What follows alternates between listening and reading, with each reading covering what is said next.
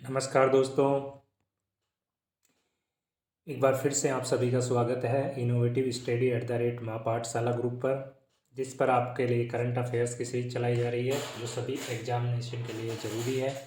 जितनी भी एग्ज़ाम्स हैं उन सभी के लिए ज़रूरी होगी और आपके लिए काफ़ी हेल्पफुल साबित होगी आने वाली एग्ज़ाम्स में। तो चलिए दोस्तों, एक बार फिर से शुरुआत करते हैं, लेकिन शुरुआत करने से पहले कुछ लाइन हैं जो शायद ही आपको मोटिवेट रखने में आपकी सहायता कर सकें और कुछ इससे आपके लिए मेहनत के लिए कामयाब हो सके। इसीलिए सबसे पहले हम इन लाइनों को देखते हैं जो काफ़ी अच्छी लगी मुझे शायद। देखिए दोस्तों, क्या है कि जो भी आपके जीवन में जो भी चीज़ें हैं वो सिर्फ आपकी सोच पर निर्भर करती है।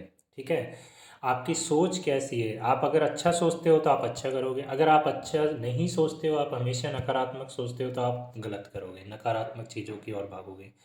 ठीक है, तो ये सारी चीज़ें आपकी सोच पर निर्भर करती हैं। ठीक है, और जीत और हार सिर्फ आपकी सोच पर निर्भर करती है। किसी ने सही कहा है कि जीत और हार आपकी सोच पर निर्भर करती है। जीत और हार आपकी सोच पर निर्भर करती है प्यारे दोस्तों। ठीक है, आपकी सोच पर निर्भर करती है कि आपकी सोच कैसी है। ठीक है, अगर आप सोचते हो कि नहीं होगा तो नहीं होगा, अगर आप सोचते हो कि ये काम हो जाएगा तो हो जाएगा। इसमें कुछ जैसे कि लिखा हुआ है कि जैसे कई मुझे काफ़ी अच्छी लगी कि मान लो तो आपकी हार होगी, मान लो तो आपकी हार होगी। ठीक है, और ठान लो तो जीत होगी, ठान लो तो जीत होगी, कोई आपको रोकने वाला नहीं। तो दोस्तों, जब हमें जीतना ही है तो जीतने के लिए हमें क्यों ऐसा सोचे कि हम इस काम को नहीं कर सकते। हम ये सोचे नहीं कि जब और कर सकते हैं तो हम क्यों नहीं कर सकते। तो अपने आप को, अपनी जो सोच है उसको हमेशा पॉजिटिव रखना, हमेशा सकारात्मक रखना है। ठीक है, सफलता ना मिली इस बार, ना मिली तो अगली बार मिलेगी, अगली बार नहीं मिली तो फिर उससे अगली बार मिलेगी। लेकिन ये सोच को हमेशा बना के रखना है कि मुझे हारना नहीं है, क्योंकि मैं हारने के लिए पैदा नहीं हुआ, मैं जीतने के लिए पैदा हुआ। और ये जो हार है मुझे जीतने की और आगे कर रही है, जीतने की और मुझे आगे बढ़ा रही है। ये मेरी जीत का मार्ग प्रशस्त कर रही है। तो इसी सोच को आप अपने दिमाग में रखोगे, अपने मन मस्तिष्क में बनाए रखोगे। तो ठान लो मेरे प्यारे दोस्तों कि मुझे जीतना है तो मुझे जीतना है। चाहे दुनिया कुछ भी कहे, दुनिया से कोई फ़र्क नहीं पड़ता, आपके माँ बाप से आपको फ़र्क पड़ता है, क्योंकि आपके माँ बाप आपकी चिंता करते हैं। कोई इस दुनिया में नहीं है कि जो आपकी ज़्यादा चिंता करता है। ठीक है, तो अपने माँ बाप की सुनो, अपने माँ बाप के दिल की सुनो, उनका रेस्पेक्ट करो, हमेशा उनके साथ हमेशा एक अच्छा संबंध रखो और उनकी सोच को देख करके उनकी सोच को गौरवान्वित करो। इसी सोच के साथ आज के दिन की हम शुरुआत करते हैं, आज की करंट अफेयर्स की शुरुआत करते हैं। तो चलिए ठानते हैं जीतने के काम को, और यही सोच को आप मेरे साथ बनाए रखोगे और हमें एक एक जो आपकी मेहनत है, जो आप कड़ी मेहनत कर रहे हो लगातार, उसको हमें जीत में परिवर्तित करना है। तो चलिए मेरे प्यारे दोस्तों, चलते हैं, बढ़ते हैं इस ओर, आगे की ओर, क्वेश्चंस की ओर, देखते हैं आज के क्वेश्चंस को। ठीक है, तो ये दिमाग में रखना कि मुझे जीतना है, मुझे जीतना है बस। चलिए देखिए, चैंपियन से मिलो कार्यक्रम के तहत खेल और फिटनेस के बारे में प्रधानमंत्री ने किस राज्य के युवाओं को प्रेरित किया। कौन सा राज्य है जिसके युवाओं को प्रेरित किया? आंध्र प्रदेश, तमिलनाडु, केरल, तेलंगाना। तो प्यारे दोस्तों, ये है आपके तमिलनाडु। ठीक है, अब इसके बारे में हम कुछ थोड़ा जान लेते हैं। ठीक है, कार्यक्रम कौन सा है? एक तो ये याद रखना है कि चैंपियन से मिलो। ये एग्जाम में पूछा जा सकता है कि चैंपियन से मिलो कार्यक्रम किससे संबंधित है, किससे संबंधित है? तो खेल और फिटनेस से। ये कहाँ पर आयोजित हुआ? तमिलनाडु में। ठीक है, अब इसके बारे में मैं कुछ थोड़ा सा आपके सामने यहाँ बता देता हूँ। यहाँ पे दो खिलाड़ी हैं जो है आपके केसी गणपति और एक है आपका वरुण ठक्कर। ठीक है, वरुण ठक्कर। ये दोनों खिलाड़ियों को मतलब ये दोनों खिलाड़ी हैं, इन्होंने बहुत अच्छा काम किया है। तमिलनाडु के जो भी युवा हैं उनको खेल में आने के लिए और उनको फिटनेस के बारे में उनको बताया है। ये जो पहल है, इसको पहल को बढ़ाने में इनका काफ़ी बड़ा योगदान है। और इसीलिए प्रधानमंत्री मोदी जी ने इनके बारे में इनको बधाई दी है, इनकी प्रशंसा की है इस कार्यक्रम के तहत। और ये काफ़ी अच्छा काम कर रहे हैं तमिलनाडु में दोनों। कौन कौन से हैं? केसी गणपति और वरुण ठक्कर, जिनका इस कार्यक्रम को आगे लाने में काफ़ी बड़ा योगदान है। तो दोस्तों, हमें याद रखना है कि ये कार्यक्रम कहाँ पे है, ये कहाँ से संबंधित है? तमिलनाडु से। किससे संबंधित है ये? खेल और फिटनेस से। वो दो खिलाड़ी कौन कौन से हैं जिन्होंने इस पहल को आगे बढ़ाया है? वो हैं आपके केसी गणपति और वरुण ठक्कर। ठीक है, तो चलिए हम आगे चलते हैं मेरे प्यारे दोस्तों। आगे देखते हैं आगे क्या है इसमें। आगे देखो, अभी हाल ही में वह कौन सा मध्य एशियाई देश है जिसके अंदर आपातकाल की स्थिति उत्पन्न हो गई? कौन सा देश है प्यारे दोस्तों? कजाकिस्तान, रूस, अफगानिस्तान, ईरान। तो कौन सा देश है? ये है आपका कजाकिस्तान। कौन सा देश है? कजाकिस्तान। ऑप्शन नंबर 1 आपका सही होगा। चलिए हम कुछ जानकारी इसके बारे में ले लेते हैं, कजाकिस्तान के बारे में, जो इससे संबंधित है एग्जाम की दृष्टि से। ठीक है, ये देखिए दोस्तों, ये कजाकिस्तान का मैप आपको दिखाई दे रहा है। ये कजाकिस्तान का मैप दिखाई दे रहा है। अब इसमें जो जो चीज़ें आपसे पूछी जा सकती हैं एग्जाम में क्या है कि कई बार क्वेश्चन में काफ़ी सारी चीज़ें, जैसे वो साइड पूछ लेता है कि ये जो राज्य है या फिर ये देश है या झील है, कोई भी है, ये किस साइड में है, कौन से देश की साइड में है, कहाँ पे ये लोकेटेड है। तो ये सारी चीज़ें आपसे पूछी जा सकती हैं। तो देखिए दोस्तों, सबसे पहले तो मैं आपको बता देता हूँ जो न्यूज़ में चल रहा है अभी। न्यूज़ में है आपके तुर्कमेनिस्तान, जिसके साथ हमारा मेमोरेंडम हुआ है। ठीक है, कुछ चीज़ों को लेकर के हमारा मेमोरेंडम हुआ है, तो ये भी याद रखना है कि ये कहाँ पे है, ये एग्जाम में पूछा जा सकता है। दूसरी बात, ये जैसे यहाँ पे देखो, मैं आपको एक चीज़ बता, ये देखो अरल सी है। ये अरल सी आपसे एग्जाम में कई बार पूछा जा चुका है, मैच करवाता है कि ये कहाँ पे है। तो ये कुछ दे करके, तो ये याद रखना है कि ये किसके साइड में है। देखिए यहाँ पे ये कजाकिस्तान, और कजाकिस्तान के कहाँ पे ये लोकेटेड है, ये देखना है कि दक्षिण पूर्व में है, दक्षिण पश्चिम में है या दक्षिण में है। दूसरा, कजाकिस्तान ये अरल सी के जस्ट पास में ये कहाँ पे है? बैंकुवर। बैंकुवर क्या है ये भी आपको याद रखना है यहाँ पे। तो ये यहाँ पे स्थित है। ठीक है, आगे देखिए मेरे प्यारे दोस्तों, यहाँ पे काफ़ी सारी चीज़ें हैं।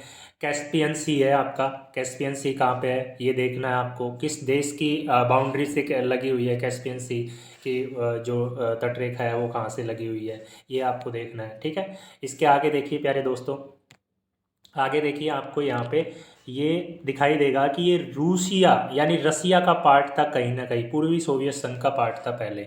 ठीक है, आपको दिखाई दे रहा है ये। तो ये मैप से ये चीज़ें बहुत ज़्यादा क्लियर होती हैं, और हम जितना मैप को करते जाते हैं तो ये क्या होती है कि परमानेंट मेमोरी में सेव, अगर 1 2 बार 3 बार 4 बार अगर हम देखते जाएंगे तो कहीं ना कहीं ये हमारी मेमोरी में सेव हो जाएगी। ठीक है, तो इसके कुछ पार्ट हमें पश्चिम से देख लेना है कि पश्चिम में क्या क्या है। जैसे समारा ये कहाँ पे है, ये ओरल, ये क्या लिखा हुआ है, उरल सी जो है, ओरल सी जो दिख रहा है आपको इसके, ये कहाँ पे है ये आपको देख लेना है। ठीक है, उसके बाद आप देखिए यहाँ पे एक चीज़ और मुझे दिखाई दे रही है, जैसे कि ये देखिए लेक, लेक बाल्किस।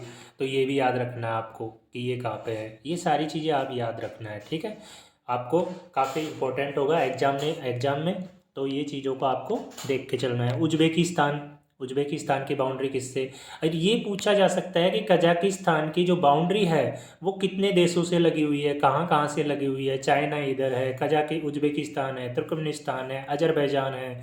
ठीक, ठीक है दोस्तों। ठीक है, इधर रसिया है, रसिया का ही ये पार्ट है। ठीक है, तो ये आपको याद रखना है। ठीक है, आपको देख लेना है कि जैसे कि देखो, इसमें नीचे देखना है कि कैस्पियन सी की बाउंड्री कहाँ पे है, अजरबैजान की बाउंड्री किससे लगी हुई है, क्या अजरबैजान की बाउंड्री लगी हुई है इससे, तो ये देखा जा सकता है कि नहीं।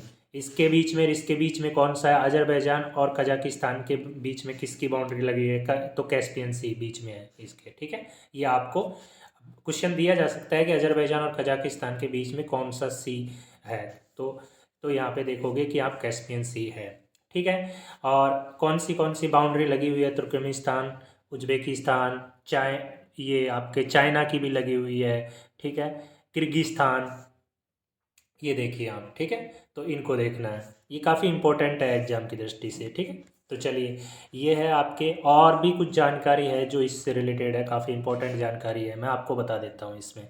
इसमें क्या है कि जो इसकी हिस्ट्री से रिलेटेड है, देखो कजाकिस्तान, कजाकिस्तान क्या है, कजाक, और कजाक रूसी शब्द, ये रूस से निकला हुआ है। यूरेशिया में स्थित एक देश है, क्षेत्रफल के आधार पर दुनिया का कितना नंबर का देश है, 9वां देश है, 9वां बड़ा देश है। ओके। एशिया में बड़े भूभाग पर ये फैला हुआ है, एशिया महाद्वीप में ये है, ठीक है।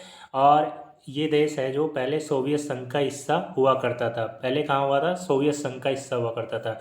लेकिन 1991 में सोवियत संघ के विघटन के उपरांत इसने सबसे अंत में अपने आप को स्वतंत्र घोषित किया। कब किया इसने, 1991 में, ये याद रखना है, 1991 में। तो इसकी हिस्ट्री पूछी जा सकती है, ठीक है। फिर इसके बाद में देखो यहाँ पे क्या दिया हुआ है, देश की अधिकांश भूमि स्टेपी घास मैदान, जंगल तथा पहाड़ी क्षेत्रों से ढकी है, ठीक है। और पूर्वी जो सोवियत प्रशासन के दौरान यहाँ कई महत्वपूर्ण परियोजनाएं संपन्न हुई है, जिसमें कई रॉकेटों का प्रक्षेपण लेके कुश्चेव का वर्जिन भूमि परियोजना शामिल है, ठीक है। अब इसका अगर किसी दोस्त को इंग्लिश में, अगर हिंदी में कुछ प्रॉब्लम आती है तो then you can see in English language, ठीक है। देखिए Kazakhstan, okay, renamed Kazakhstan, Kazakhstan Russian, okay. Same ये यहाँ पे दिया हुआ है, ये कब है, country located mainly in central Asia, जो बिल्कुल मध्य एशिया, जो बिल्कुल मध्य एशिया है उसमें है ये। It's border Russia in the north and west, इसके जो बॉर्डर हैं वो किससे है, रसिया में, रसिया के कौन कौन से बॉर्डर, नॉर्थ और वेस्ट इससे टच करते हैं। China in the east, China कहाँ पे है, इसके ईस्ट में है, ठीक है। और इसमें कौन कौन सी कंट्री हैं दोस्तों, Kyrgyzstan, Uzbekistan and Turkmenistan in the south. ये काफ़ी इंपॉर्टेंट है आपके एग्जामिनेशन की दृष्टि से, आप फिर बता रहा हूँ मैं इसमें, ये कहाँ कहाँ पे है। तो इसके जैसे पूछा जा सकता है कि वेस्ट में क्या है, नॉर्थ और वेस्ट की बाउंड्री किससे, रसिया से करती है। ईस्ट की बाउंड्री किससे करती है, चाइना से करती है। एंड जो किर्गिस्तान, उज्बेकिस्तान, तुर्कमेनिस्तान है वो कहाँ से, साउथ की जो बाउंड्री है वो तीन ये कंट्री हैं आपके सामने, जो किर्गिस्तान है, उज्बेकिस्तान है, तुर्कमेनिस्तान से ये टच करती हैं, ठीक है। The capital Noor Sultan, capital कौन सी है इसकी, नूर सुल्तान, इसकी कजाकिस्तान की कैपिटल है Nur Sultan, okay. Formerly known as AC, एक मिनट दोस्तों, यहाँ पे एक मिनट हम देख लेते हैं, ये इसको नाम किस नाम से जाना जाता है, फॉर्मली नाउन एज अस्टाना।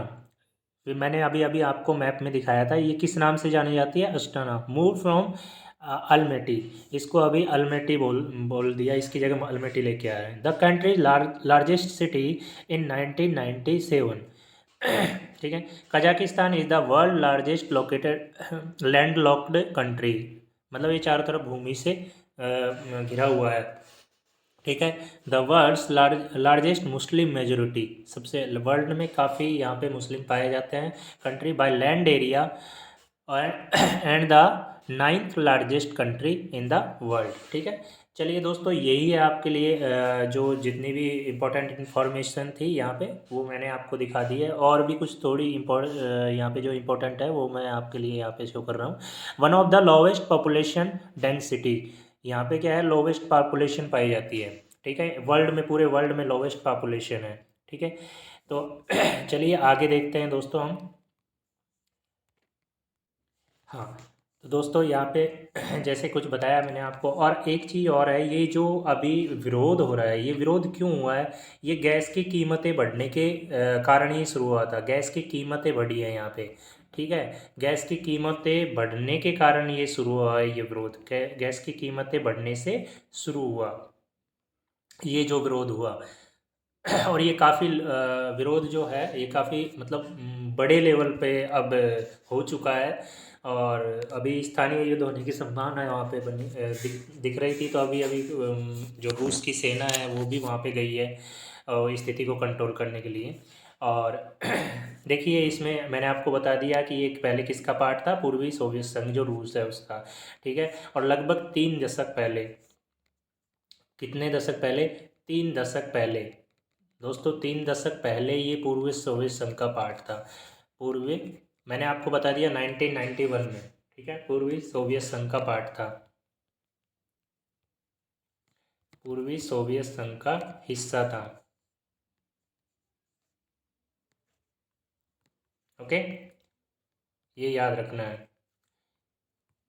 और इसकी जो कैपिटल है, इसके साउथ में कौन कौन सी कंट्री हैं, इसके नॉर्थ में कौन कौन सी किससे बाउंड्री टच होती है, ईस्ट में किससे बाउंड्री टच होती है, तो ये आपको ध्यान, इसको अपने दिमाग में रखना है, आपको ध्यान रखना है। और मैप भी मैंने आपको शो करा दिया है इसमें कि मैप में कहाँ कहाँ ये लोकेटेड है, कैस्पियन सी कहाँ पे है, ठीक है, ऑल्सो एक जो लेक है यहाँ ये कहाँ पे लोकेटेड है, ठीक है।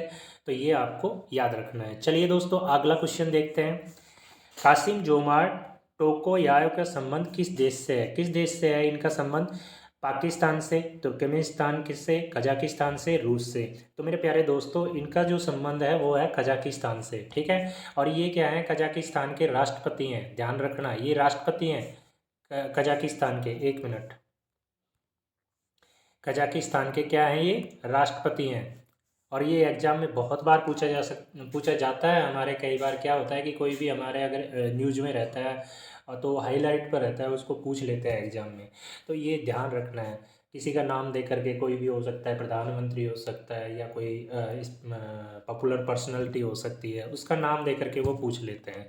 तो ये कजाकिस्तान के राष्ट्रपति हैं, इनका नाम क्या है? कासिम जोमार्ट टोकायेव, ठीक है। चलिए हम अगले क्वेश्चन पे चलते हैं प्यारे दोस्तों।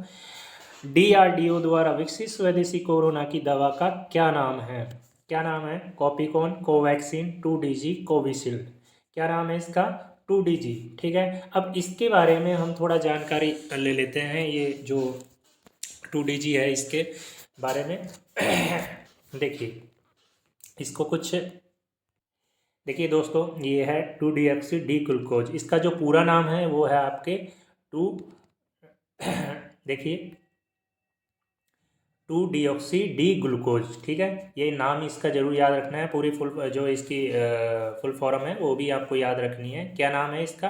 2-डीऑक्सी डी ग्लूकोज, ओके, यानी 2DG का नाम है ये, ठीक है। आगे देखिए, इसमें जो इससे रिलेटेड जो इन्फॉर्मेशन है इंपॉर्टेंट एग्जाम की दृष्टि से, वो है आपका, इसको किसने बनाया? 2DG का नाम इस एंटी कोविड ड्रग का को DRDO के वैज्ञानिकों ने बनाया। किसने बनाया है? DRDO के वैज्ञानिकों ने। अब हम यहाँ पे जो कुछ इंपॉर्टेंट इन्फॉर्मेशन है वो देख लेते हैं। एक बार दोस्तों क्या करना है, एक ही आपको ये जरूर याद रखना है। देखो, ये एग्जाम में पूछा जा चुका है और आजकल ये ट्रेंड हो गया है कि ये कई बार ध्येय वाक्य जरूर पूछते हैं किसी बॉडी का, ठीक है। तो एक तो ये मिनिस्ट्री ऑफ डिफेंस के अंडर आता है, DRDO जो आता है वो किसके अंडर आता है? मिनिस्ट्री ऑफ डिफेंस के अंडर, ठीक है। और दूसरी बात है कि यहाँ पे जो इम्पोर्टेंट जो इससे रिलेटेड इन्फॉर्मेशन है कि इसका ध्येय वाक्य क्या है, कई बार पूछ लेता है, ठीक है। इसका साइन भी पूछा जा सकता है कि इसका साइन क्या है, तो ये साइन आपको याद रख सकते हो कि ये साइन, ये देखो, ये दिखाई दे रहा है यहाँ पे तलवार दो तरफ से क्रॉस कर रही है और बीच में दिखाई दे रहा है आपको कुछ और, ये जो है, ठीक है। तो ये भी आपको दिया जा सकता है एग्जाम में, कभी भी आपसे कुछ भी पूछा जा सकता है, आजकल ये ट्रेंड चल रहा है एग्जाम का, ठीक है। तो हमें ये याद रखना है, ठीक है। आगे देखिए, मैं आपको जो एक चीज़ इसमें बताना चाह रहा हूँ वो है आपके इसका ध्येय वाक्य। तो ध्येय वाक्य आप यहाँ पे देख सकते हो, इसका है बलस्य मूलम विज्ञानम। क्या है? बलस्य मूलम विज्ञानम, ठीक है। क्या है इसका? बलस्य मूलम विज्ञानम, ये जरूर इसका ध्येय वाक्य है, तो इसको आपको याद रखना है, ठीक है। चलिए हम आगे चलते हैं, इससे जो रिलेटेड इन्फॉर्मेशन है वो भी इंपॉर्टेंट इन्फॉर्मेशन है, वो देख लेते हैं, ठीक है। 2DG को defence research and development organisation यानी DRDO के institute of nuclear medicine and allied sciences INMAS, क्या नाम है? इनमास। इनमास का फुल फॉर्म क्या है? Institute of nuclear medicine and allied sciences, okay, ने विकसित किया है। इसमें हैदराबाद स्थित डॉक्टर रेड्डीज लेबोरेटरी यानी DRL, ठीक है। किसने? डॉक्टर रेड्डीज लेबोरेटरी, DRL के रिसर्चर्स का भी योगदान है, ठीक है। DRL ही आम जनता के लिए इस दवा को बनाएगी। कौन बनाएगी आम जनता के लिए? DRL। DRL की फुल फॉर्म क्या है? डॉक्टर रेड्डीज लेबोरेटरी, ठीक है। ये कहाँ की है? हैदराबाद की है, ठीक है। यह दवा एक पाउडर के रूप में आपको उपलब्ध होगी। ये कहा है, ये किसके रूप में होगी? एक पाउडर के रूप में, ठीक है। और इसकी जो मेन बॉडी है वो कौन है? DRDO, ठीक है। लेकिन अब डीआरडीओ ने इसको किसको, डीआरएल को दिया है, और डीआरएल इसे प्रोवाइड करवाएगी जो आम लोग हैं, जो हम जैसे ऑर्डिनरी लोग हैं उनके लिए, ये सभी के लिए ये क्या कौन प्रोवाइड करवाएगी, डीआरएल प्रोवाइड करवाएगी। और ये किसके रूप में है दोस्तों, एक पाउडर के रूप में है, ठीक है। और डीआरएल कहाँ की लेबोरेटरी है, हैदराबाद की। और आपको ये मुझे कमेंट बॉक्स में बताना है कि डॉक्टर रेड्डीज लेबोरेटरी है, उससे कौन सी वैक्सीन बनाई है, कौन सी वैक्सीन है, या हैदराबाद, मुझे बता देना है कि कौन सी वैक्सीन हैदराबाद से अभी जो है, जो अभी हाल फिलहाल में चल रही है। एक तो कोवैक्सीन है और एक कोविशील्ड है। अब कोवैक्सीन और कोविशील्ड में से मुझे आपको बताना है कि हैदराबाद वाली कौन सी है, किसने बनाया। एक तो उसका कंपनी का नाम बताना है आपको, और दूसरा आपको बताना है कि वो जो वैक्सीन है उसका नाम क्या है, ठीक है। और जो डॉक्टर रेड्डी लेबोरेटरी है वो भी काम कर रही है, तो वो भी मुझे यहाँ पे इसमें दिखाओगे कि वो किस पर काम कर रही है। एक तो ये हो ही गया आपके 2DG पर है, ठीक है, और पर भी ये काम कर रही है, तो वो मुझे आप कमेंट बॉक्स में लिख करके बताओगे, ठीक है। यहाँ पे मैंने आपको एक चीज़ बता दी है कि कोवैक्सीन और कोविशील्ड, इन दोनों वैक्सीन में से हैदराबाद की कौन सी एक बॉडी है, कौन सी कंपनी है, मेडिसिन कंपनी, जो इसको बना रही है वैक्सीन को, इन दोनों में से। और उस वैक्सीन का नाम भी आप कमेंट बॉक्स में लिखोगे, और उस कंपनी का नाम भी मुझे कमेंट बॉक्स में आप लिख के बताओगे, ठीक है। मुझे आशा है कि आप ज़रूर इस काम को इसको बताओगे, ठीक है। चलिए हम आगे चलते हैं प्यारे दोस्तों। इसके बारे में एक कुछ इम्पोर्टेंट इन्फॉर्मेशन है। ये जो है, ये क्या करती है कि जो 2DG है, यह दवा क्या करती है आपके, यह दवा, एक मिनट दोस्तों, ये जो दवा है, यह दवा आपके शरीर में जाएगी। ये दवा शरीर में जो वायरस होगा, शरीर में जो वायरस होगा, वायरस की ग्रोथ को रोकने में कामयाब होगी। कि ग्रोथ यानी ये बढ़ने नहीं देगी, इसको ग्रोथ को क्या करेगी, रोकेगी, ग्रोथ को रोकेगी, रोकने में कामयाब होगी, ठीक है। और ये जो है ना पाउडर, ये पहले मतलब और बीमारियों के लिए लाया गया था, जैसे कि आपके कैंसर हो गया या फिर हेपेटाइटिस हो गया, ये इस तरीके की बीमारियों के लिए लाया गया है। लेकिन इसको जब रिसर्चर्स 2022 से 2020 से ही ये कर रहे थे लगातार, तो इस पे रिसर्च जारी था, और इसमें काफ़ी अच्छी सफलता मिली है लास्ट अक्टूबर के आसपास। तो इसमें देखा गया है कि इसको मार्केट में लेके आया गया, और ये काफ़ी अच्छा काम कर रही है। ये ऑक्सीजन की जो मात्रा होती है उसको भी बढ़ाती है, ऑक्सीजन की क्वांटिटी को भी बढ़ाती है, और काफ़ी अच्छा इसका रिजल्ट है। तो ये कोरोना में काम में ली जा रही है, कामयाब करती है ये, ठीक है। चलिए अब आगे हम दोस्तों देखते हैं। आपको देखो यहाँ पे दी हुई है, मैंने जो क्वेश्चन पूछा है वो भी दिया हुआ है कि इन दोनों में से कौन सी वैक्सीन है जो अभी हैदराबाद की जो एक काफ़ी फेमस कंपनी है वो बना रही है, उसका नाम मुझे बताना है। और इन दोनों में से वो कौन सी वैक्सीन है, उसका नाम मुझे बताना है, ठीक है। वो कमेंट बॉक्स में मुझे आप बताओगे कमेंट करके, ठीक है। तो दोस्तों हम चलते हैं अगले क्वेश्चन की ओर। आगे देखिए, देश में 5 लाख मेगावाट अक्षय ऊर्जा उत्पादन का लक्ष्य रखा गया है। ये किस वर्ष तक पूरा करने का लक्ष्य है प्यारे दोस्तों? ये आपके 2048, 2050, 2030, 2045, यानी 2048, 2050, 2030, 2045। तो प्यारे दोस्तों, कब तक इसको पूरा करने का लक्ष्य है? इसको लक्ष्य है 2030 तक, ओके। अब इसके बारे में हम कुछ जानकारी ले लेते हैं जो छोटी सी एग्जाम के लिए वो काफ़ी इंपॉर्टेंट है। चलिए देखते हैं इससे रिलेटेड जो इन्फॉर्मेशन है इम्पोर्टेंट। देखिए प्यारे दोस्तों, यहाँ पे देखिए, ये है आपके 10,750 किलोमीटर लंबी ट्रांसमिशन लाइन होगी। इसके तहत क्या होगी? 10,750 किलोमीटर लंबी ट्रांसमिशन लाइन होगी, ठीक है। और दूसरी है अंतरराज्यीय ग्रीन एनर्जी कॉरिडोर के दूसरे चरण के निर्माण को। ये कौन से चरण की है? दूसरे चरण की है। कैसी है? अंतरराज्यीय है, ठीक है। ग्रीन एनर्जी कॉरिडोर के तहत इसको मंजूरी मिली है। ये चीज़ें हमें याद रखना है। ये नहीं है कि ये सेंट्रल की है, ये अंतर्राज्यीय परियोजना है। ठीक है, किसके तहत है? ग्रीन एनर्जी कॉरिडोर के है। ये कौन सा चरण है? दूसरा चरण है। अब तीसरे पॉइंट की देखते हैं। इस परियोजना की कुल लागत है आपके 12,031 करोड़ रुपये। कितनी लागत आएगी इस पे? 12,031 करोड़ रुपये। ठीक है, तो ये याद रखना है। ठीक है, और कितनी लंबी होगी ये? 10,750 किलोमीटर लंबी। ठीक है, तो ये चीज़ें याद रखनी है। चलिए दोस्तों आगे देखिए दोस्तों, वित्त मंत्रालय के निवेश एवं लोक संपत्ति प्रबंधन विभाग दीपम के वर्तमान सचिव का क्या नाम है? क्या नाम है? श्री सुशील चंद्रा, श्री गिरीश चंद्र मुर्मू, अजय भल्ला, टीके पांडे। क्या नाम है दोस्तों इनका? श्री टीके पांडे। क्या नाम है? श्री टीके पांडे। ठीक है, तो अब मैं आपसे दोस्तों कमेंट बॉक्स में वैसे मैं बता देता हूँ। चलिए ठीक है, कमेंट बॉक्स में नहीं लिखना आपको। श्री सुशील चंद्रा जी हैं, ये हैं आपके सीईसी।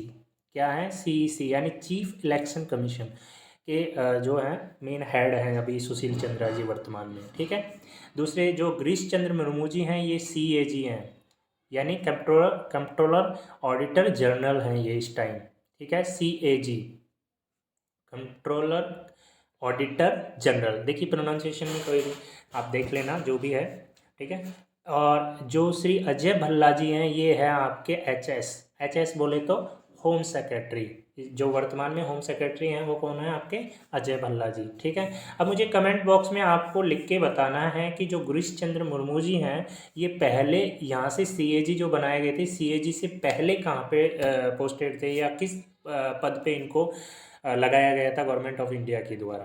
कहाँ पे ये थे जो डेप्यूटी थे, या किस पद पर थे इससे पहले, सीएजी से पहले? ये मुझे आपको कमेंट बॉक्स में लिख करके बताना है गिरीश चंद्र मुर्मू जी के बारे में। ठीक है, तो चलिए हम आगे देखते हैं। आगे देखते हैं कि जो अगला क्वेश्चन है, रिलायंस इंडस्ट्रीज लिमिटेड रिटेल क्षेत्र की किस कंपनी के साथ 26% की हिस्सेदारी करेगी? कौन सी कंपनी है प्यारे दोस्तों जिसके साथ 26% की हिस्सेदारी होगी? BEL BEL Bharat Electronic Limited, MFL Madras Fertilizers Limited, Dunzo. ठीक है, ये मफल लिखा हुआ है, एमएफएल है, जिसका फुल फॉर्म है मद्रास फर्टिलाइजर्स लिमिटेड, दुंजो, भेल, भारत हैवी इलेक्ट्रॉनिक्स लिमिटेड। ठीक है, तो इनमें से कौन सी कंपनी है जिसके साथ रिलायंस का ये समझौता हुआ है? तो ये है आपके दुंजो। अब इसके बारे में, दुंजो के बारे में हम थोड़ा सा जान लेते हैं। ये क्या है? ये क्या है कि थोड़ी ये जो कंपनी है आपकी, इसके बारे में थोड़ा सा जान लेते हैं। देखिए प्यारे दोस्तों, ये क्या है? रिलायंस इंडिया लिमिटेड जो है इस क्षेत्र में इसके साथ करेगी। ये क्या कंपनी है? ये एक क्विक अग्रणी कंपनी है, क्विक कॉमर्स कंपनी है। दुंजो जो है क्विक कॉमर्स कंपनी है। ठीक है, कॉमर्स कंपनी है, और ये आपके जो है ये जैसे स्विगी हो गया, जोमेटो हो गया, इसी तरीके से प्रोवाइड कराती है प्रोडक्ट को, तुरंत प्रोडक्ट प्रोवाइड कराती है। ठीक है, और इसी के साथ इसका रिलायंस का समझौता हुआ है। तो ये आपको याद रखना है, क्विक कॉमर्स कंपनी है। जैसे सपोज दैट स्विगी हो गई, या जोमेटो हो गया, आपका अमेजोन हो गया, इसी तरीके की ये कंपनी है। ठीक है, अब इसके बारे में आपको और डिटेल जानना है तो मुझे ज़रूर, और आप कहीं से भी इसके बारे में कमेंट बॉक्स में भी मुझे कमेंट बॉक्स में भी आप कमेंट करके बता सकते हो कि इसके सीईओ कौन है, किसने, इसके जो फाउंडर हैं वो कौन है, ये मुझे कमेंट बॉक्स में आप बता सकते हो। ठीक है, दुंजो के बारे में। चलिए हम आगे देखते हैं। चुनाव आयोग द्वारा लोकसभा और विधानसभा चुनावों में प्रत्याशी की खर्च की सीमा कितने लाख कर दी गई है? कितने लाख कर दी गई है दोस्तों? 95 लाख, 40 लाख, 90 लाख, 35 लाख, 1 करोड़ 50 लाख, इनमें से कोई नहीं। तो प्यारे दोस्तों, ये जो करी गई है, ये करी गई है आपके 95 लाख और 40 लाख। देखिए लोकसभा चुनाव में आपके करी गई है, आपके कितनी करी गई है लोकसभा में? आपके 95 लाख। ठीक है, एक मिनट, 95 लाख कर दी गई। अब ये है कि आप कहोगे कि सर ये पहले कितनी थी? तो दोस्तों ये पहले थी आपके 70 लाख। ये पहले 70 लाख थी, ठीक है। 70 लाख से कितना इंक्रीज कर दिया इसमें, 25 लाख, 25 लाख और इंक्रीज कर दिया, तो अब हो गई 95 लाख। ओके। देन जो सेकंड है, विधानसभा के लिए जो करी है सीएसी ने, विधानसभा के लिए कितना खर्च कर सकता है, ये देखिए, विधानसभा के लिए ये खर्च कर सकता है 40 लाख। जो प्रत्याशी होगा वो 40 लाख खर्च कर सकता है, ठीक है। और वो पहले कितनी थी 40 लाख की जगह, पहले थी आपके 28 लाख, कितनी थी 28 लाख। अब इसमें कितनी बढ़ोतरी करी है दोस्तों, 12 लाख की, कितनी बढ़ोतरी करी है, 12 लाख प्लस की है इसमें, ठीक है, 12 लाख की इसमें बढ़ोतरी करी है। तो ये याद रखना है आपको कि अभी जो वर्तमान में चुनाव आयोग ने राशि निश्चित की है प्रत्याशी की खर्च करने की, वो कितनी है, लोकसभा में तो 95 लाख है, और विधानसभा में कितनी है आपके 40 लाख, ठीक है। तो इसको याद रखना है। चलिए, ये भी आपका एक पॉलिटिकल का क्वेश्चन हो जाता है, तो इसे जरूर याद रखना। और चुनाव आयोग के बारे में भी आप मुझे थोड़ा कमेंट बॉक्स में लिख कर बता सकते हो, ठीक है। चलिए अगला क्वेश्चन देखते हैं, प्लान बी किससे संबंधित है। प्लान बी किससे संबंधित है दोस्तों, एक मिनट। वन्य जीव संरक्षण से, कृषि से, हाथियों को रेल की पटरियों से दूर रखने से, हवाई जहाज़ों की निगरानी से। तो ये है आपके हाथियों को रेल की पटरियों से दूर रखने से, ठीक है। चलिए इसके बारे में हम थोड़ा सा जान लेते हैं मेरे प्यारे दोस्तों। देखिए दोस्तों, ये है आपके भारतीय रेलवे की पहल है, जो ये प्लान बी के रूप में लेके आए हैं, ठीक है। इसमें क्या होगा कि हाथी जब भी ये जो ट्रेन की जो रेल की पटरी होती है, इसे जब क्रॉस करते हैं तो ये कहीं ना कहीं ये रेल के चपेट में आने से टकरा करके मर जाते हैं, और इनको बहुत बड़ा नुकसान होता है, ठीक है।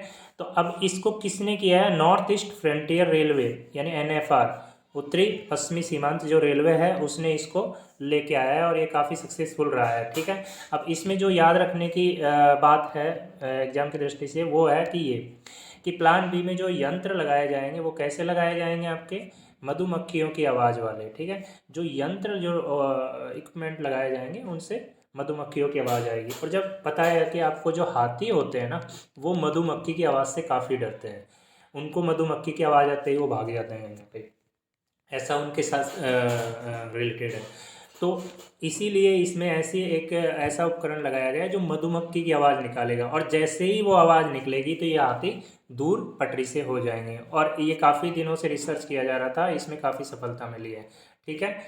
तो ये आपका प्लान बी है, और ये प्लान बी आपका पूछा जा सकता है किसी भी एग्जाम में कि प्लान बी क्या है, ठीक है।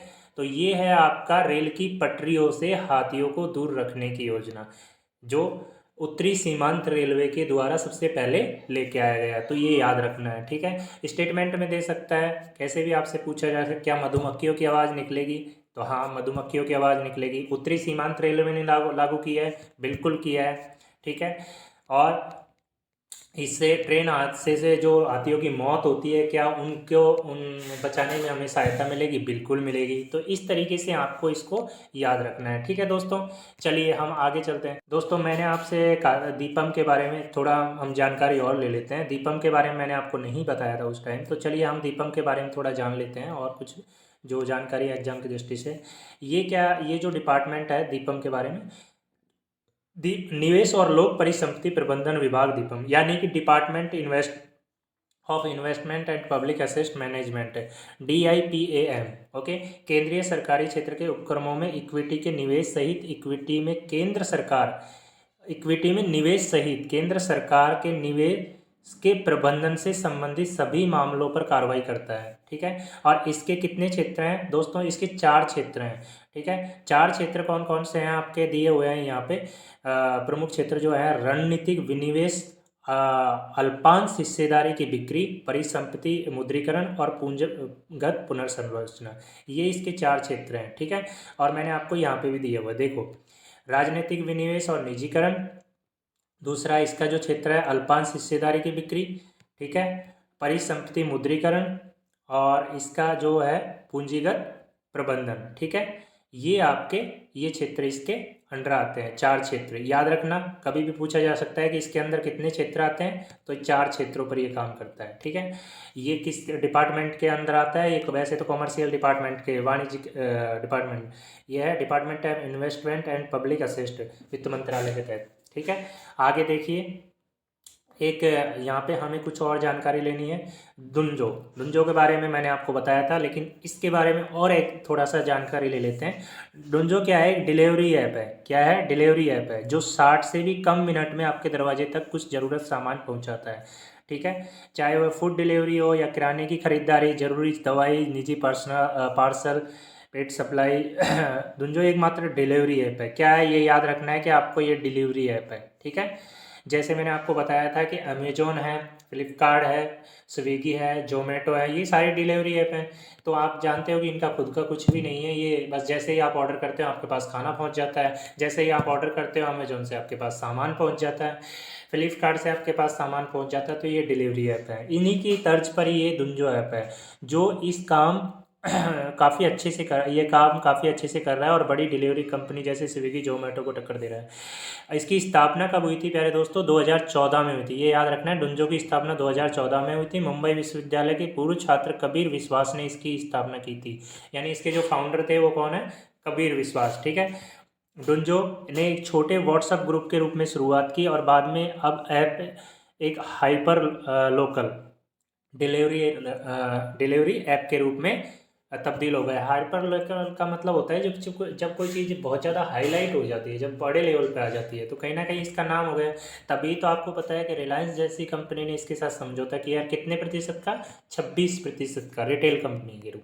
ठीक है, तो ये कुछ जानकारी थी जो आपके एग्जाम की दृष्टि से काफ़ी इंपॉर्टेंट थी, जो मैंने आपको बता दी है। चलिए आगे देखते हैं प्यारे दोस्तों। अंडमान निकोबार नेताजी सुभाष चंद्र बोस के आगमन पर राष्ट्र को समर्पित संकल्प स्मारक की कौन सी वर्षगांठ मना रहा है? तो कौन सी वर्षगांठ मना रहा है दोस्तों? 75वीं, 77वीं, 76वीं, 78वीं, 75वीं, 77वीं, 76, 78, कौन सी मना रहा है? तो ये बना रहा है आपके 78। ठीक है, अब इसके बारे में हम थोड़ा सा जान लेते हैं, जो काफ़ी इम्पोर्टेंट है। ठीक है, ये क्या है कि जो जनरल अंडमान निकोबार कमांड के, देखिए मैं आपको इसको बता देता हूँ अभी इसको थोड़ा सा। ये दोस्तों आपको दिखाई दे रहा है ये स्मारक, ये डेट दिखाई 29 दिसंबर 1943। ठीक है, इसके जो ये देखिए यहाँ पे लिखा हुआ है बेहतर, जो इसकी टैगलाइन है, निष्ठा, कर्तव्य और बलिदान। ठीक है, ये याद रखना है। और ये कहाँ पर लोकेटेड है? अंडमान निकोबार में। आपसे पूछा जा सकता है कि संकल्प स्मारक कहाँ पर लोकेटेड है? अंडमान निकोबार में। ठीक है, आगे देखिए प्यारे दोस्तों, जो यहाँ पे इससे रिलेटेड है वो है कि हाल ही में नेताजी सुभाष चंद्र बोस के भारत आगमन के ठीक 78 वर्ष 29 दिसंबर 2021 को बाद एक संकल्प स्मारक राष्ट्र को समर्पित किया गया है। इस स्मारक का उद्देश्य इतिहास की इस महत्वपूर्ण घटना को सहेज कर रखना है। ठीक है, इसका क्यों है ये इतिहास की जो हमारे जो भी घटना हुई है उनको सहेज के रखे। ठीक है, आगे देखिए क्या महत्व है। यह स्मारक न केवल भारतीय राष्ट्रीय सेना के सैनिकों के संकल्प और उनके असंख्य बलिदानों को श्रद्धांजलि है, बल्कि यह हमें नेताजी के मूल्यों, निष्ठा, कर्तव्य, बलिदान और प्रतिबद्धता को भी याद दिलाता है। ठीक है, आगे देखिए, आज से ठीक 78 साल पहले 29 दिसंबर 1943 को सुबह 11:30 बजे भारतीय जमीन पर लौट आए थे। कौन आए थे? नेताजी सुभाष चंद्र बोस। उन्होंने अगले दिन 30 दिसंबर को पोर्ट ब्लेयर में भारतीय जमीन पर पहली बार राष्ट्रीय ध्वज फहराया था। ठीक है, नेताजी के भारत आगमन की इस महत्वपूर्ण घटना की याद में यह संकल्प स्मारक बनाया गया। ठीक है, तो ये काफ़ी इंपॉर्टेंट है आपको एग्जामिनेशन के दृष्टि से, तो ये याद रखना है। ठीक है, चलिए हम आगे चलते हैं प्यारे दोस्तों। कौन सा है, कौन सी वर्षगांठ मना रहा है ये? 78वीं। ठीक है, चलिए आगे चलते हैं। गैर सरकारी संगठनों के लिए किससे पंजीकरण कराना अनिवार्य कर दिया है? किससे पंजीकरण कराना अनिवार्य कर दिया है? वाणिज्य मंत्रालय से, सामाजिक एवं न्याय अधिकारिता मंत्रालय से, सेबी से, एफसीआरए से। तो मेरे प्यारे दोस्तों ये कर दिया है आपके एफसीआरए से। अब एफसीआरए से इनको रजिस्टर्ड कराना पड़ेगा। ठीक है। अब इसके बारे में थोड़ा सा जान लेते हैं कि FCRA है क्या। ठीक है।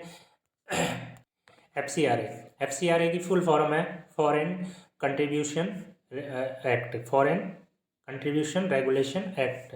ठीक है, ये याद रखना है आपको। तो FCRA foreign contribution regulation act. ठीक है, चलिए आगे देखते हैं इससे जो रिलेटेड इन्फॉर्मेशन है मेन। FCRA विदेशी दान को नियंत्रित करता है। क्या करता है? विदेशी दान, विदेशी चंदा जो भी आता है उसको कंट्रोल करता है और यह सुनिश्चित करता है कि इस तरह के योगदान और आंतरिक सुरक्षा पर कहीं ये उल्टा प्रभाव तो नहीं डालते हैं। जो चंदा आ रहा है वो कहीं गलत काम में तो यूज नहीं हो रहा है। FCRA इसकी निगरानी करता है। ठीक है, इसको कंट्रोलिंग करता है। तो ये पहली बार ये कब आया था? 1976 में अधिनियमित किया गया था। इसे 2010 में संशोधित किया गया है। ठीक है। आगे देखिए इससे जो कुछ रिलेटेड है, जो विदेशी चंदा प्राप्त करना चाहते हैं ऐसे सभी NGO के लिए FCRA के तहत अपना पंजीकरण कराना अनिवार्य है। पंजीकरण शुरू में कितने साल के लिए था? 5 साल के लिए था। कितने साल के लिए था? 5 साल के लिए। बाद में इसे रिन्यू कर दिया गया और मतलब नवीनीकरण कर दिया गया इसका, यदि वो ये सभी मानदंडों का पालन करते हैं। तो कैसे? पंजीकृत संघ सामाजिक, शैक्षिक, धार्मिक, आर्थिक और सांस्कृतिक उद्देश्यों के लिए विदेशी योगदान प्राप्त कर सकते हैं। ये याद रखना आप। पंजीकृत संघ सामाजिक, शैक्षिक, धार्मिक, आर्थिक और सांस्कृतिक उद्देश्यों के लिए विदेशी चंदा प्राप्त कर सकते हैं। ठीक है। आयकर की तर्ज पर वार्षिक रिटर्न दाखिल करना अनिवार्य है। 2015 में MHA ने नए नियमों को अधिसूचित किया, मतलब अपने लिस्ट में लेके आया, लिस्टेड कर दिया इसे। ठीक है, आगे देखिए, जिसके लिए गैर सरकारी संगठनों को यह वचन देना आवश्यक था कि विदेशी धन की स्वीकृति से भारत की संप्रभुता, अखंडता पर प्रतिकूल प्रभाव पड़ने की संभावना नहीं है। अब दोस्तों मुझे ये दोनों शब्दों का आप कमेंट बॉक्स में लिख के बताओगे कि संप्रभुता और अखंडता शब्द किस अनुच्छेद के तहत हमारे संविधान में जोड़े गए हैं, या फिर ये आपको कहाँ पे दिखाई देते हैं लिखे हुए, हमारे संविधान में कहाँ पे लिखे हुए हैं, ये मुझे आपको कमेंट बॉक्स में लिख के बताना है। ठीक है, चलिए हम आगे चलते हैं। जो इससे जो इम्पोर्टेंट इन्फॉर्मेशन थी मैंने आपको दे दी है एग्जाम की दृष्टि से। सबसे मेन बात तो यहाँ पे ये है कि ये कब अस्तित्व में आया था? 1976 में। इसका काम क्या है? ये विदेशी दान को नियंत्रित करता है, कंट्रोल करता है। ठीक है, और इनका जो काम है, जो विदेशी चंदा लेंगे वो कैसे, किसके रूप में ले सकते हैं, क्यों ले सकते हैं? एक तो ये सामाजिक होना चाहिए, शैक्षिक और धार्मिक कामों के लिए, सांस्कृतिक कामों के लिए ये ले सकते हैं। ठीक है, और जो MHA यानी हमारे होम मिनिस्ट्री है, उसने गृह मंत्रालय के अंतर्गत इसे लिस्टेड कब किया गया? 2015 में। और इसे अमेंड कब किया गया था? 2010 में। ये चीज़ें हमें एग्जाम के लिए काफ़ी इंपॉर्टेंट हैं, तो याद रखनी है। चलिए हम अगले क्वेश्चन की ओर चलते हैं दोस्तों। ये देखिए, SPG एक्ट कब बना? SPG एक्ट कब बना? 1988 में, 1994 में, 2000 में, 1987 में। कब बना प्यारे दोस्तों? तो ये बना आपके 1988 में। ठीक है, ऑप्शन नंबर 1 आपका बिल्कुल सही आंसर होगा। ठीक है, चलिए इससे रिलेटेड कुछ जानकारी है तो हम देख लेते हैं जानकारी को। ठीक है, देखिए एसपीजी एक्ट है, इस अधिनियम को विशेष सुरक्षा, क्या कहा जाता है? विशेष सुरक्षा समूह, यानी special protection group, special protection group. ठीक है, विशेष सुरक्षा अधिनियम 1988 कहा जा सकता है। ये कब लेके आया था? 1988 में लेके आया गया था। ठीक है, तो दोस्तों आगे देखिए इससे रिलेटेड क्या क्या चीज़ें हैं। मार्च 1985 में गृह मंत्रालय द्वारा गठित एक समिति की सिफारिशों के बाद कैबिनेट सचिवालय के तहत प्रधानमंत्री, पूर्व प्रधानमंत्री तथा उनके निकट परिजनों की सुरक्षा प्रदान करने के उद्देश्य के लिए विशेष सुरक्षा इकाई यानी स्पेशल प्रोटेक्शन यूनिट का गठन किया गया। ठीक है, इसे विशेष सुरक्षा इकाई का नाम बदलकर अप्रैल 1985 में विशेष सुरक्षा दल यानी स्पेशल प्रोटेक्शन ग्रुप SPG कर दिया गया। कब कर दिया गया था इसका नाम? अप्रैल 1985 में। ठीक है, मार्च 1985 में ये लेके आया गया था और उसके बाद इसका नाम चेंज किया गया अप्रैल 1985 में। ठीक है, उसके आगे देखते हैं। इसके बाद संसद द्वारा विशेष सुरक्षा दल यानी SPG अधिनियम, स्पेशल प्रोटेक्शन ग्रुप एक्ट पारित किया गया, किसके द्वारा किया गया? संसद के द्वारा, ठीक है, जिसे जून 1988 में भारत के प्रधानमंत्री एवं उनसे संबंधित विषय वस्तुओं के लिए निकट सुरक्षा प्रदान करने के लिए एक संघीय सशस्त्र बल का गठन किया गया, ठीक है, और उसके विनियमन का प्रावधान करने हेतु अधिसूचित किया, ठीक है। इसे कब किया गया? जून 1988 में, ठीक है, ये याद रखना, ये डेट जून 1988 में इसका अधिनियम पारित कर दिया गया था संसद के द्वारा, ठीक है। लेके शुरुआत कब हुई थी? मार्च 1985 में। पहले इसे क्या कहा गया था? स्पेशल प्रोटेक्शन यूनिट, ठीक है यानी विशेष सुरक्षा इकाई। बाद में अप्रैल में इसका नाम चेंज करके क्या कर दिया गया था? विशेष सुरक्षा दल, यानी स्पेशल प्रोटेक्शन ग्रुप, ठीक है। और उसके बाद जून 1988 में इसे संसद ने पारित कर दिया गया था। कारण क्या था इसका? क्या उद्देश्य था? क्यों लेके आए थे इसे? प्रधानमंत्री एवं उसके जो भी आस पड़ोसी या परिजन, जो भी उसके निकटस्थ परिजन हैं, उनकी सुरक्षा के लिहाज से इसको लेके आया गया था। और कैसे किया? संघीय सशस्त्र बल का गठन किया और उसके विनियमन का प्रावधान करने के हेतु इसे अधिसूचित किया, ठीक है। तो चलिए दोस्तों, इसके बारे में हमने ये जानकारी ले ली जो एग्जाम के लिए काफ़ी इंपॉर्टेंट है। चलिए हम आगे चलते हैं। तो कब आया ये आया आपका जून 1988 में, जून 1988 में, ठीक है। ओके, ये डेट आपको याद रखनी है। चलिए अगले क्वेश्चन की ओर चलते हैं हम। हाल ही में भारत के पहले ओपन रॉक संग्रहालय का उद्घाटन कहाँ पर किया गया है? कहाँ पर किया गया है दोस्तों? चेन्नई में, विजयवाड़ा में, हैदराबाद में, त्रिवेंद्रम में। तो ये किया गया आपके हैदराबाद में, ठीक है। अब आप देखिए ये काफ़ी इंपॉर्टेंट है क्वेश्चन, ठीक है। तो ऑप्शन नंबर 3 आपका सही होगा, ठीक है। चलिए आगे देखिए, अगला क्वेश्चन ये है, हाल ही में किसकी सहायता से उत्तर प्रदेश का पूर्वांचल क्षेत्र भारत के निर्यात के नए केंद्र के रूप में उभरा है? किसकी सहायता से उभरा है दोस्तों? एशियाई विकास बैंक की सहायता से, आईडीबीआई की सहायता से, एपीडा की सहायता से, नाबार्ड की सहायता से। तो दोस्तों ये है एपीडा की सहायता से, एपीडा की सहायता से इसका निर्यात के रूप में ये हिस्सा उभरा है, ठीक है। अब हम कुछ जानकारी एपीडा के बारे में लेते हैं दोस्तों। चलिए देखिए, एपीडा क्या है? एपीडा है आपके कृषि और प्रसंस्कृत खाद्य उत्पाद निर्यात विकास प्राधिकरण, एपीडा, ठीक है। इसको याद रखना है आपको, ठीक है। ये पूछा जा सकता है कि इसका जो फुल फॉर्म है वो क्या है, इसको लिख सकते हो कि एपीडा, ठीक है।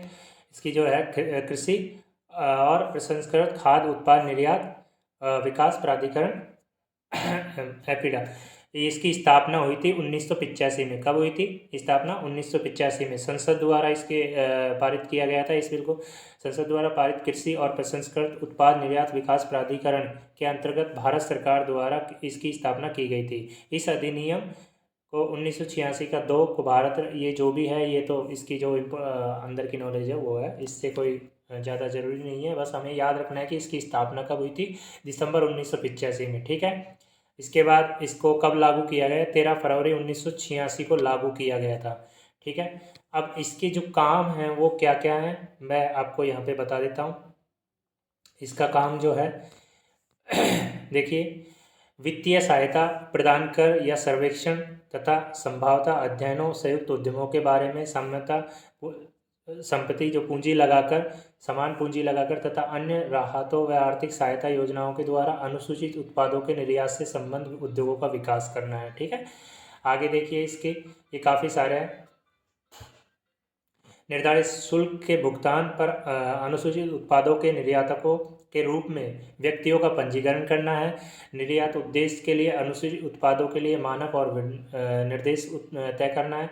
तो ये काफ़ी सारे इसके उद्देश्य हैं दोस्तों, तो ये आपको याद रखना है। जैसे जो अनुसूचित उत्पाद हैं उनको पैकेजिंग में, उनकी पैकेजिंग में सुधार लाना है, अनुसूचित उत्पादों से जुड़े उद्योगों का विकास करना है, ठीक है। ये सारे ये काम में ये जो भी इसके उद्देश्य हैं वो आपको एक बार देख लेना, क्योंकि एग्जाम में कई बार क्या करता है कि इसके जो ऑब्जेक्टिव हैं वो पूछ लेता है, इसमें स्टेटमेंट दे करके आपसे पूछ लेता है, तो ये ज़रूर थोड़ा सा याद रखना है। और ये भी आपको याद रखना है कि ये कब इसकी स्थापना हुई थी, कब इसे लागू किया गया, ठीक है। तो ये कुछ जानकारी थी जो यहाँ मैंने आपको दे दी है। चलिए हम आगे चलते हैं। हाँ, देखिए दोस्तों, किस विभाग द्वारा अंतर्राष्ट्रीय व्यापार के संबंध में उत्पन्न होने वाले मुद्दों का समर्थन करने और उपयुक्त समाधान खोजने के लिए कोविड-19 हेल्प डेस्क का संचालन किया है? कौन सा विभाग है? तो उसका संचालन किया है, तो कौन सा विभाग है दोस्तों, ये देखना है हमें। देखिए, बताइए। उद्योग और आंतरिक व्यापार संवर्धन विभाग यानी DPIIT, विदेश व्यापार महानिदेशालय यानी DGFT, DPIIT और DGFT। ठीक है, ये दो यहाँ पे दे रखे हैं, तो इनमें से कौन सा सही है? तो दोस्तों, ये दोनों सही है। ठीक है, दोनों ही इसके बॉडी हैं, दोनों का ही इसको लागू करने का काम है। अब हम DPIIT और DGFT के बारे में थोड़ा सा जान लेते हैं। DPIIT DPPIT,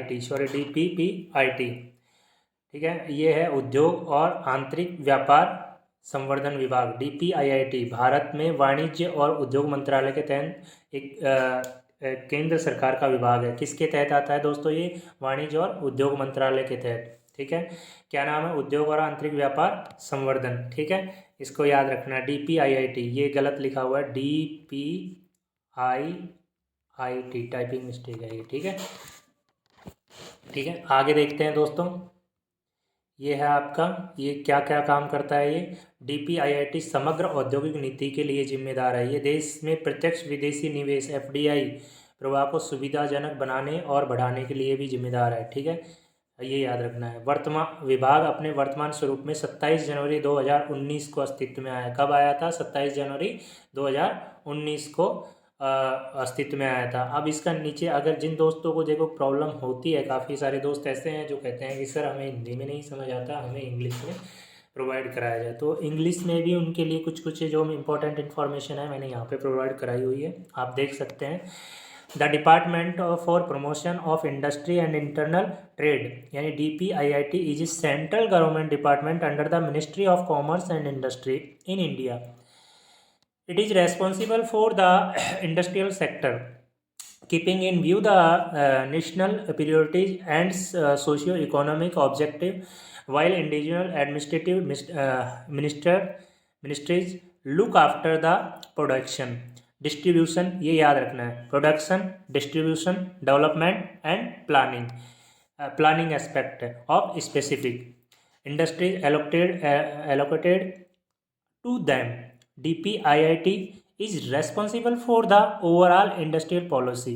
ठीक है, ये इसके जो ऑब्जेक्ट हैं, इसके जो कार्य हैं, वो आपको याद रखने हैं कि ये क्या क्या काम करता है, किस किस के लिए ये काम करता है, और ये किस डिपार्टमेंट के अंदर, कौन सी मिनिस्ट्री है जिसके अंडर रह करके ये काम करता है। तो मिनिस्ट्री है आपके ministry of commerce and industry. Okay, ये जरूर याद रखना है। इसका जो मेन नोडल बॉडी है वो है ministry of commerce and industry. ठीक है, और ये कब आया था दोस्तों? 27 जनवरी 2019 में ये अस्तित्व में आया था। ठीक है, और इसका काम क्या क्या होता है? जो ऑब्जेक्टिव जो भी है इसके, ये है, लुक आफ्टर करता है प्रोडक्शन को, डिस्ट्रीब्यूशन को, डेवलपमेंट को, planning aspect of specific industry, जो विशेष जो औद्योगिक विभाग हैं उनको देखता है ये, और इसके अंदर ये ऐसी ऐसी जो भी चीज़ें होती हैं उनको ओवरऑल ये ऑब्जर्व करता है। ठीक है, अब आगे देखिए, और ये मैंने पहले ही बता दिया कि फॉरेन डायरेक्ट इन्वेस्टमेंट यानी FDI को भी ये देखता है, उसका कितना आ रहा है कितना जा रहा है वो भी ये देखता है। ठीक है, आगे देखिए दोस्तों, मैंने जैसे कि मैं बता रहा था यहाँ पे DGFT क्या है। ठीक है, DGFT के बारे में भी हम देख लेते हैं। ये है directorate general of foreign trade department जो भी है आपका। ठीक है, वह भारतीय व्यापार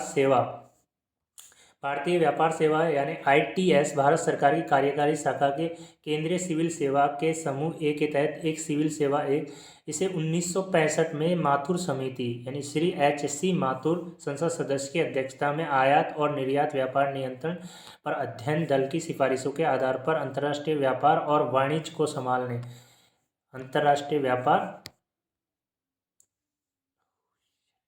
एक मिनट दोस्तों, एक मिनट।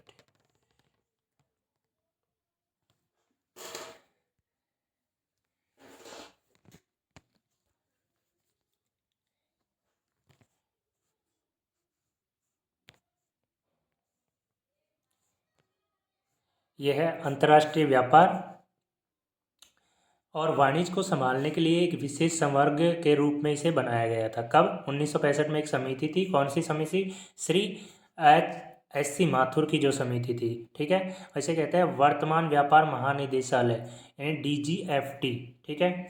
ये चीज़ें हमें याद रखनी है। कब आया? 1965 में। किस कमेटी के आधार पर आया? श्री एच.सी. माथुर के। उन्होंने इस चीज़ को देखा, इसकी कमी महसूस की, तो उन्होंने आयात और निर्यात व्यापार के लिए इस पर नियंत्रण जो रखना था वो DGFT को इसका जो नोडल बॉडी के रूप में लेके आने का यही औचित्य था, ठीक है। DGFT क्या करता है? पूरे भारत में 38 क्षेत्रीय कार्यालय हैं इनके, ठीक है। अपनी नीति निर्माण और कार्यान्वयन के साथ भारत के अंतर्राष्ट्रीय व्यापार को बढ़ावा देने में इसकी महत्वपूर्ण भूमिका है, ठीक है। तो ये चीज़ें आपको याद रखनी है। तो हमने दोनों के बारे में जान लिया है। DPIIT आया आपके 27 जनवरी 2019 को, ठीक है। और दूसरी बात, इसमें जो कौन सी मिनिस्ट्री है जिसके अंडर रह करके ये काम करता है? आपके है ministry of commerce and industry. दूसरा, DGFT के बारे में हमने जाना है, director general of foreign trade policy जो भी है इसके अंदर बनती है जितनी भी, ठीक है। इसके बारे में हमने जाना। तो चलिए आगे देखते। ओके, तो ये क्वेश्चन है, सामूहिक सुरक्षा संधि संगठन CSTO में कितने देशों का समूह शामिल है? 7 देशों का, 5 देशों का, 6 देशों का, 8 देशों का? प्यारे दोस्तों, ये है 6 देशों का, ठीक है। CSTO मतलब कंबाइंड सिक्योरिटी ट्रीटी ऑर्गेनाइजेशन, ठीक है। अब इसके बारे में हमें थोड़ा जानना जरूरी है क्योंकि एग्जाम में पूछा जा सकता है इससे रिलेटेड, और भी कुछ पॉइंट हैं जो मैं आपके सामने बताना चाहता हूँ। तो चलिए देखते हैं, कुछ पॉइंट्स हैं जो, देखिए दोस्तों, ये है सामूहिक सुरक्षा संधि संगठन, ठीक है। इसके बारे में हम जान लेते हैं थोड़ा सा। यह 6 देशों का एक अंतर सरकारी सैन्य गठबंधन है। कौन, कैसा है? अंतर सरकारी, इंटर गवर्नमेंटल, ओके, सैन्य संगठन है। इसका गठन वर्ष 2002 में हुआ। कब हुआ था इसका? वर्ष 2002 में इसका गठन हुआ था। याद रखना, ये काफ़ी इंपॉर्टेंट है एग्जाम के, अभी क्योंकि ये चल रहा है इसीलिए मैं बता रहा हूँ। कजाकिस्तान में जो हो रहा है उसके उसी में इसको लेके आया है, तो उसी पर हम चर्चा कर रहे हैं। कितने देश हैं इसमें? 6 देश हैं। कैसा संगठन है? इंटर गवर्नमेंटल, ठीक है, अंतर सरकारी सैन्य संगठन, ठीक है। ये याद रखना, GOVT। और इसका गठन कब किया गया? 2002 में, ठीक है। आगे देखिए प्यारे दोस्तों, ये है इसकी उत्पत्ति का स्रोत सामूहिक सुरक्षा संधि 1992 यानी 1992 ताशकंद संधि में खोजा गया। कब खोजा गया? ताशकंद संधि जो हुई थी 1992 में, इसे खोजा जा सकता है। इसका मुख्यालय रूस की राजधानी मॉस्को में है। मुख्यालय याद रखना, मुख्यालय कहाँ पर है इसका? CSTO का रूस में। रूस की राजधानी जो है मॉस्को, उसमें है। CSTO का उद्देश्य स्वतंत्रता, क्षेत्रीय अखंडता और संप्रभुता के सामूहिक आधार पर सदस्य देशों की साइबर सुरक्षा और स्थिरता सहित शांति, अंतर्राष्ट्रीय और क्षेत्रीय सुरक्षा को मजबूत करना है, ठीक है। ये याद रखना है, CSTO का जो मुख्य उद्देश्य है वो है स्वतंत्रता, क्षेत्रीय अखंडता, संप्रभुता और सामूहिक आधार पर सदस्य देशों की साइबर सुरक्षा और स्थिरता सहित शांति, अंतर्राष्ट्रीय और क्षेत्रीय सुरक्षा को मजबूती प्रदान करना है, ठीक है। तो चलिए आगे देखते हैं प्यारे दोस्तों, जो भी इसके जानकारी थी वो मैंने आपको बता दी है। आगे इस क्वेश्चन देखते हैं। आगे देखिए, किस देश की अंतरिक्ष एजेंसी ने हाल ही में धरती को उल्कापिंड के खतरों से बचाने, ठीक है, बचाने के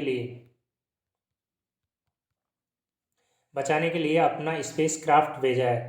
किस देश की कंपनी है जिसने भेजा है? अमेरिका की कंपनी, चीन ने, भारत ने, रूस ने? तो प्यारे दोस्तों, ये है अमेरिका, और अमेरिका की जो कंपनी है वो है नासा।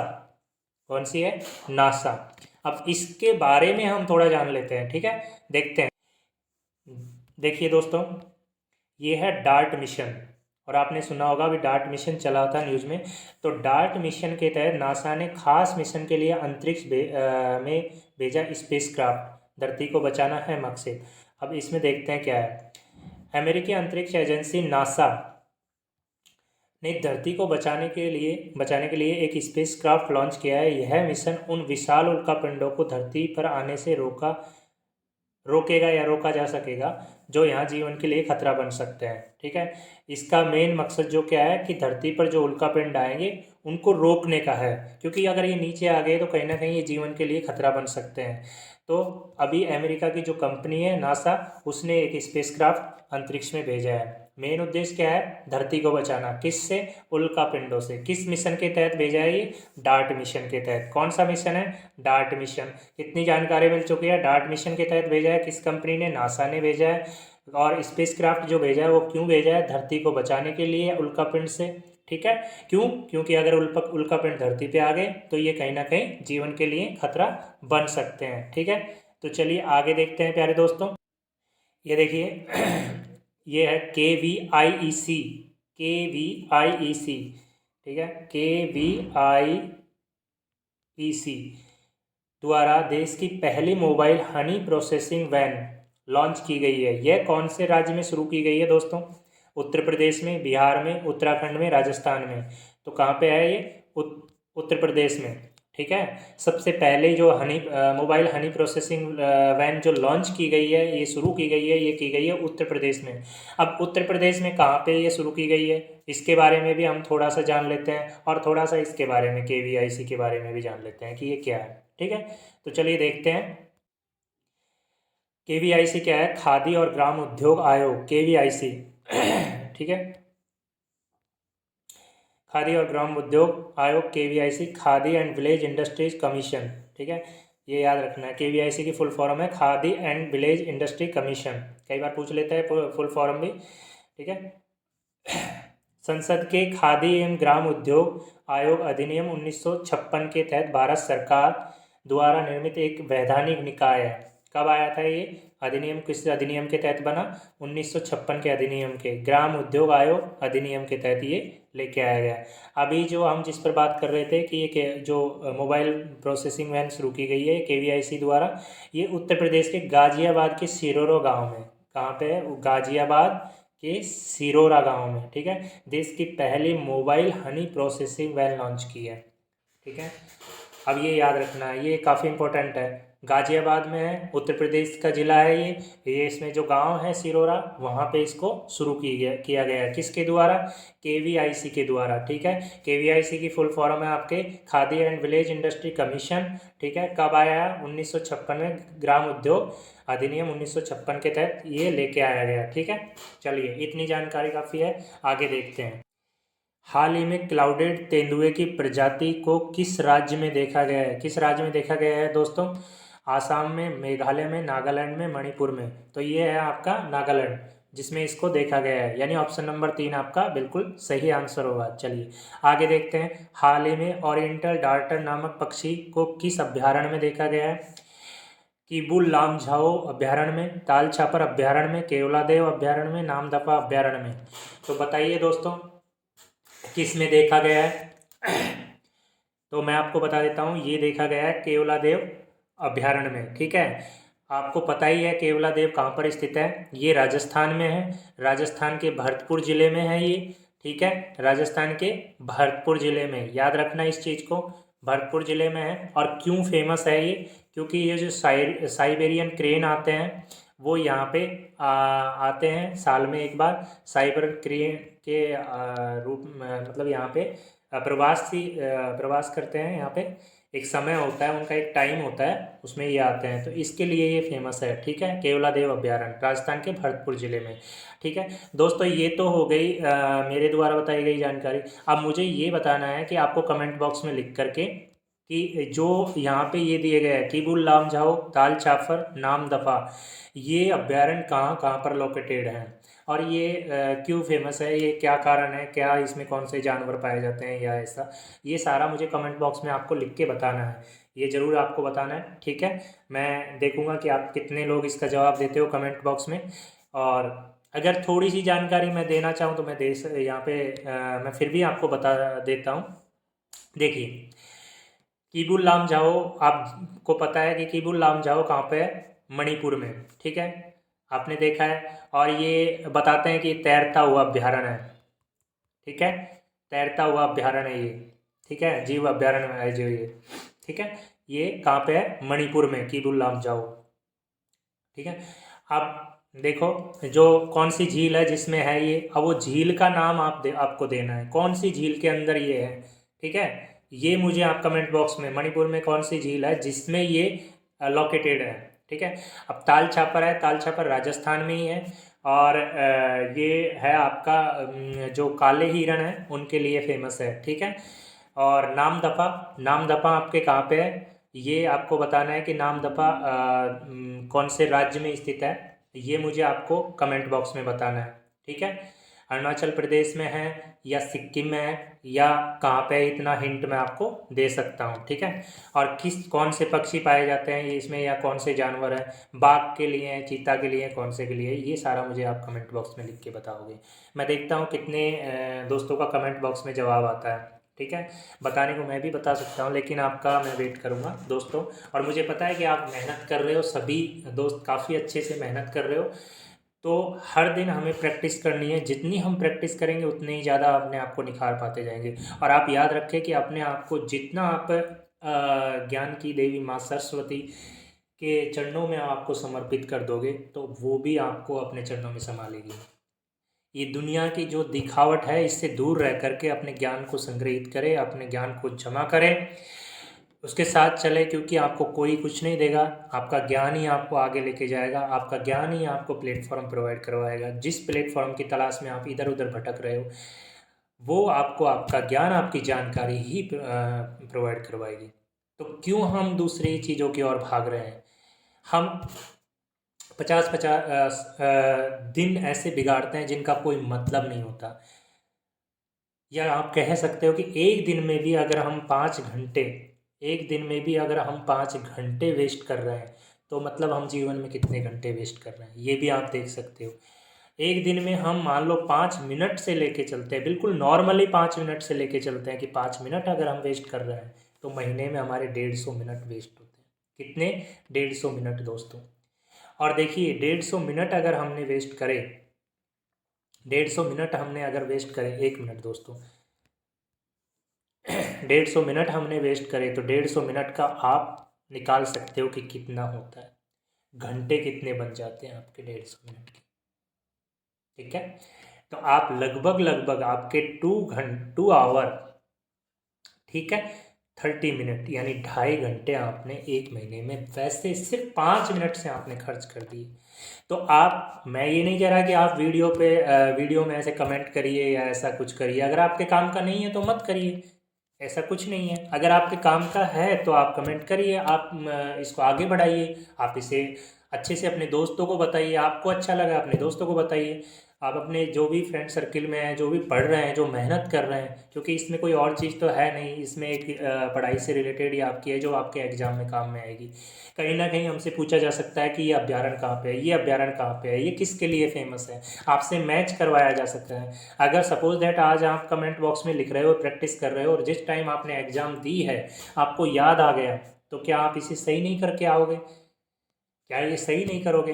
तो आपको सिर्फ 1 मिनट लगा या 2 मिनट लगा इसे सर्च करके, आपने मान लो कि आपके पास इसका जवाब नहीं है, आपने इसे गूगल से सर्च किया, तो मैं आपको बता रहा हूँ कि ये गूगल से सर्च करने के बाद भी आपकी मेमोरी में कहीं ना कहीं आपके जमा हो जाएगा और आपको याद रहेगा काफ़ी दिनों।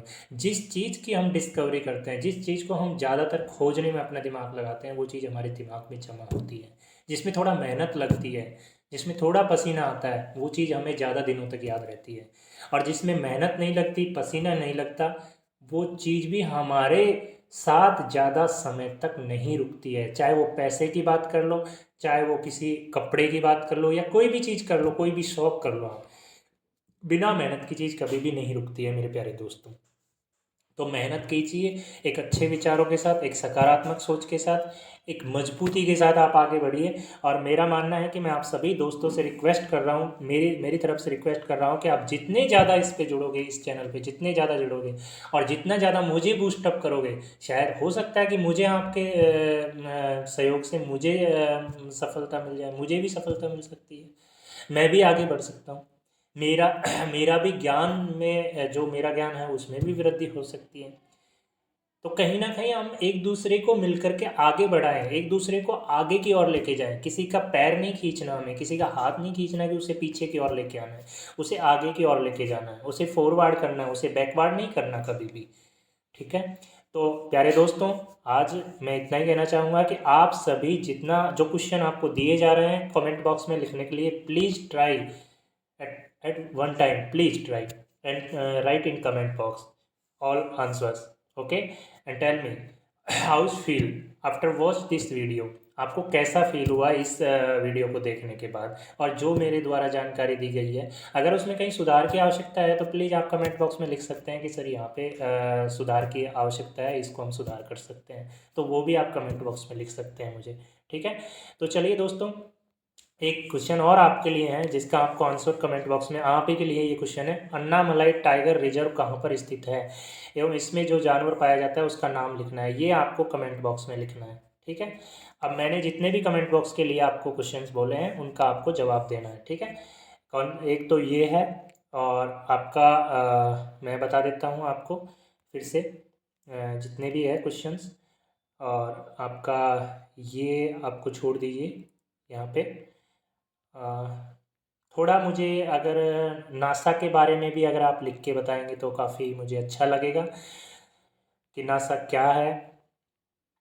और मैंने आपको बताया था कि ये एसपीजी हो गया आपका, एफसीआरए हो गया आपका, ये भी हो गया आपका।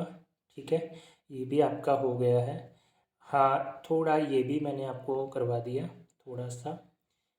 हाँ, ये जो है ये कंपनियों के बारे में एक बार देख लेना कि ये जो कैसी कंपनी है, नवरत्न कंपनी है या महारत्न कंपनी है, ये थोड़ा सा आपको देख के मुझे बताना है। ठीक है। और एक क्वेश्चन और दिया था आई थिंक इसमें मैंने आपको। हाँ, तो इसकी जो 6 कंट्री है, वो 6 मेंबर है CSTO के, वो भी मैंने बता दिया आपके। हाँ, ये भी हमारा हो चुका है। देन ये सारे हो चुके हैं। तो जो भी मैंने आज आपको बताए हैं दोस्तों, वो आपको ज़रूर कमेंट बॉक्स में लिख के बताना है। देखता हूँ मैं कितने दोस्त इसमें कमेंट बॉक्स में लिख करके अपना कमेंट भेजते हैं, और उससे पता चलेगा कि हाँ आप जुड़े हो और आप कंटिन्यूसली अपनी तैयारी को रखे हुए हो।